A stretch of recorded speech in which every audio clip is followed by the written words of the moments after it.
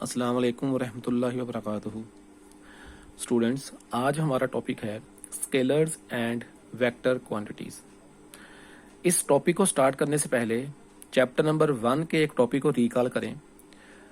आपने पढ़ा था फिजिकल क्वांटिटीज के all measurable quantities are called physical quantities, यानी तमाम काबिल पैमाइश मकदारें फिजिकल क्वांटिटीज तबई मकदारें कहलाती हैं।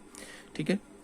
अब on the basis of magnitude and direction physical quantities can be categorised in two forms, यानी कि हम मैग्नीट्यूड और डायरेक्शन की बेस पे फिजिकल क्वांटिटीज को दो हिस्सों में तकसीम कर सकते हैं, और वो दो हिस्से स्केलर्स एंड वेक्टर्स ही हैं।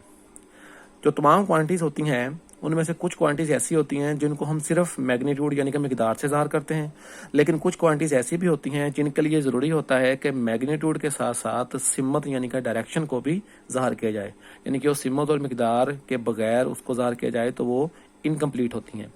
ठीक है। सबसे पहले हम जिक्र करते हैं स्केलर और वेक्टर्स में से स्केलर के बारे में। स्केलर्स क्या होती हैं, स्केलर्स क्वांटिटीज क्या होती हैं। ठीक है।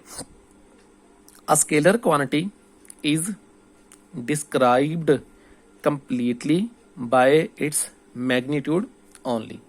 ठीक है। मतलब ये कि एक स्केलर क्वांटिटी को हम सिर्फ और सिर्फ इसकी मिकदार से ज़ाहिर करते हैं, यानी कि there is not necessary for direction की ज़रूरत हमें यहाँ पे नहीं होती, डायरेक्शन की ज़रूरत नहीं है यहाँ पे। ठीक है। यानी कि हम कोई भी क्वांटिटी है अगर वो सिर्फ मैग्नीट्यूड से ही ज़ाहिर हो जाए तो हम ये कह सकते हैं कि वो एक स्केलर क्वांटिटी है, लेकिन अगर मैग्नीट्यूड के साथ साथ उसकी डायरेक्शन की भी ज़रूरत होती है तो वो क्वांटिटी फिर वेक्टर क्वांटिटी में तब्दील हो जाती है। मैं यहाँ पे कुछ मिसाल देता हूँ आपको। सपोज दैट ये एक ईंट है। ठीक है। ये देखें आप, ये एक ईंट है, ब्रिक है, ईंट। ठीक है। अब इस ईंट का सपोज कर लें जो मास है वो है 5 किलोग्राम। ठीक है। अब 5 किलोग्राम ही उसको एक्सप्लेन कर रही है, इसके लिए उसकी डायरेक्शन को बताने की जरूरत नहीं है कि ये 5 किलोग्राम मास जो है ये किस सीमत में जा रहा है। यानी कि पूरी की पूरी जो ब्रिक है वो अगर 5 केजी की है तो वो ब्रिक जो है 5 केजी की उसके मैग्नीट्यूड को इज़हार कर रही है, तो उससे ही वो कंप्लीट जो उसकी एक्सप्लेनेशन है वो हो रही है कि ये एक स्केलर क्वांटिटी है। इसी तरीके से मिसाल के तौर पे मैं कहता हूँ कि ये एक कार है। सपोज कर लें एक कार है या कोई व्हीकल है, कोई गाड़ी है, वो एक रास्ते पे जा रही है और उसने रास्ते पे जाते हुए तकरीबन 12 किलोमीटर का फासला तय किया। ठीक है। अब 12 किलोमीटर का फासला तय किया मतलब डिस्टेंस कवर किया। Distance is a length, length is a scalar quantity, that's why distance is also a scalar quantity. ठीक है। फासला जो होता है वो एक स्केलर क्वांटिटी है, स्केलर मिकदार है। क्यों मिकदार है? क्योंकि ये लेंथ डिस्टेंस टोटल लेंथ होती है और लंबाई भी एक स्केलर क्वांटिटी होती है। अब यहाँ पे उसने जो फासला तय किया है 12 किलोमीटर का, अब हमने ये नहीं बताया कि ये कहाँ से कहाँ तक किया है, यानी कि डिस्टेंस के लिए सिर्फ मैग्नीट्यूड ही जरूरत होती है, मैग्नीट्यूड की जरूरत होती है। इसके लिए हमें मैग्नीट्यूड के साथ साथ डायरेक्शन की जरूरत नहीं पड़ती।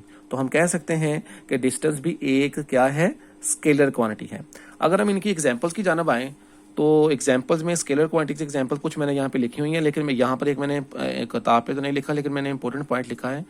तमाम की तमाम जो बेस क्वांटिटीज होती हैं वो बेसिकली कौन सी क्वांटिटीज होती हैं? Scalar quantity.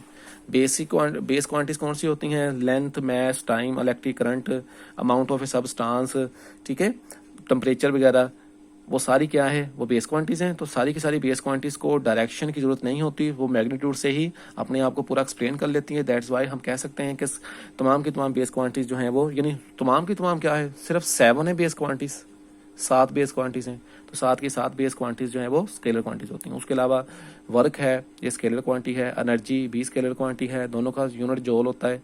ठीक है। स्पीड भी एक स्केलर क्वांटिटी है। वॉल्यूम वगैरह वगैरह जो है ये स्केलर क्वांटिटीज की मिसालें हैं। ठीक है। ये तो हो गया स्केलर क्वांटिटीज। अब हम डिस्कस करेंगे स्केलर से आगे जो इसका सेकंड पार्ट है, दैट्स कॉल्ड वेक्टर क्वांटिटीज। अगर कुछ ऐसी क्वांटिटीज भी होती हैं जिनको हम सिर्फ उसकी मैग्नीट्यूड से ज़ाहिर करते हैं तो वो इनकम्प्लीट होती हैं। मैग्नीट्यूड के साथ साथ हमें उसकी डायरेक्शन को भी ज़ाहिर करना पड़ता है। ऐसी क्वांटिटीज जिसको मैग्नीट्यूड के साथ साथ डायरेक्शन की भी ज़रूरत हो वो वेक्टर क्वांटिटीज होती हैं। फॉर एग्जांपल इसकी definition, a vector quantity is described completely by its magnitude and direction. मतलब एक वेक्टर क्वांटिटीज को हम मैग्नीट्यूड के साथ साथ, मिकदार के साथ साथ उसकी डायरेक्शन यानी कि सिमन से भी ज़ाहिर करते हैं। मैं यहाँ पर एक मिसाल पुट करता हूँ। ये रास्ता है, पॉइंट ए है और ये पॉइंट बी है। यहाँ से ये रास्ता यानी कि ये जो रास्ता है वे है, यहाँ से ये जाता है और यहाँ तक इसकी ये वाली जो ये हिस्सा है, जो ये इसका टोटल लेंथ बनती है। टोटल लेंथ आपको पता है between 2 points is called distance.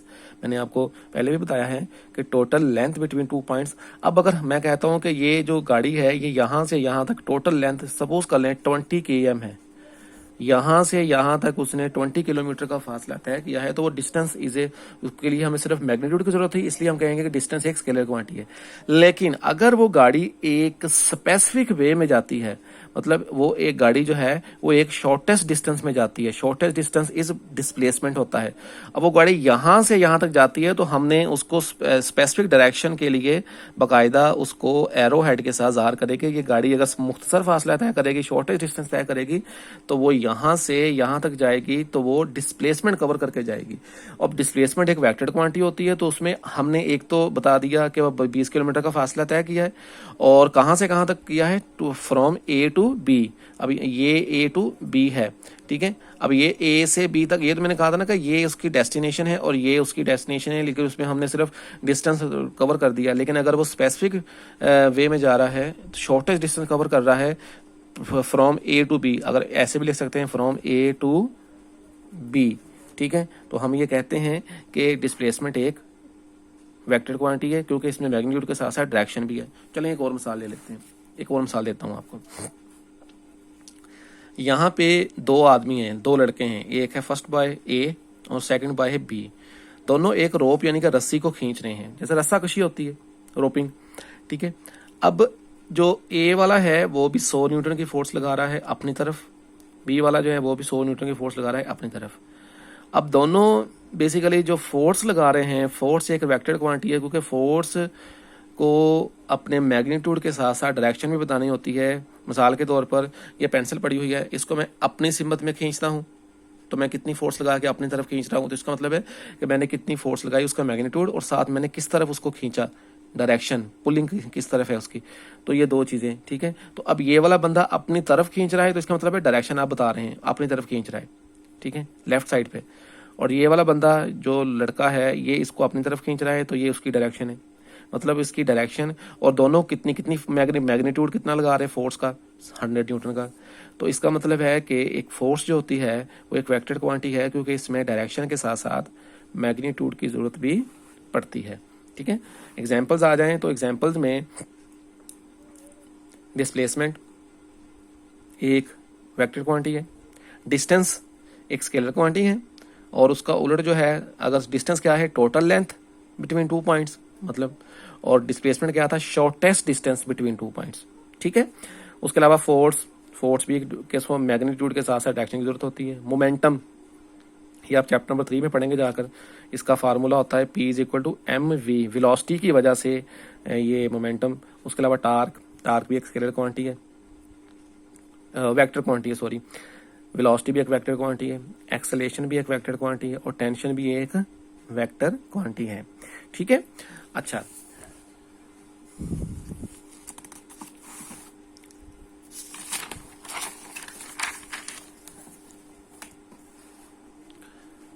अब देखें कि वेक्टर्स को रिप्रेजेंट कैसे किया जाता है।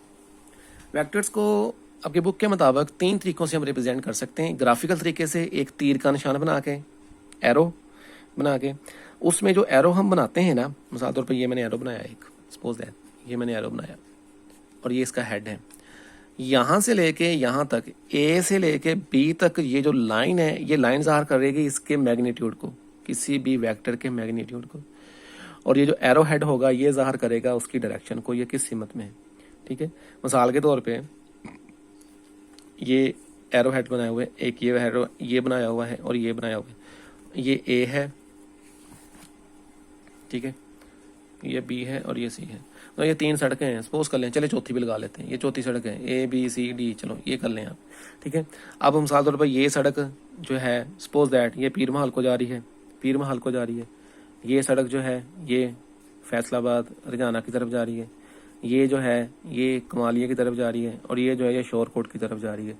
तो इसका मतलब ये हुआ कि हम एरो हेड के जरिए किसी भी वेक्टर्स को ज़ाहिर कर सकते हैं। उसके अलावा हम बोल्ड लेटर्स के जरिए कर सकते हैं, बोल्ड लेटर्स जिसको हम उर्दू में जली हरूफ कहते हैं। उसके अलावा विद द बार और एरो हेड, अगर किसी भी क्वांटिटी के ऊपर बार का निशान हो या एरो का निशान हो तो समझ लें कि वो एक वेक्टर क्वांटिटी है, ठीक है। अब तमाम जो हमने पढ़ा है स्केलर क्वांटिटीज क्या होती हैं उसको हम लोग सिर्फ मैग्नीट्यूड से ज़ाहिर करते हैं।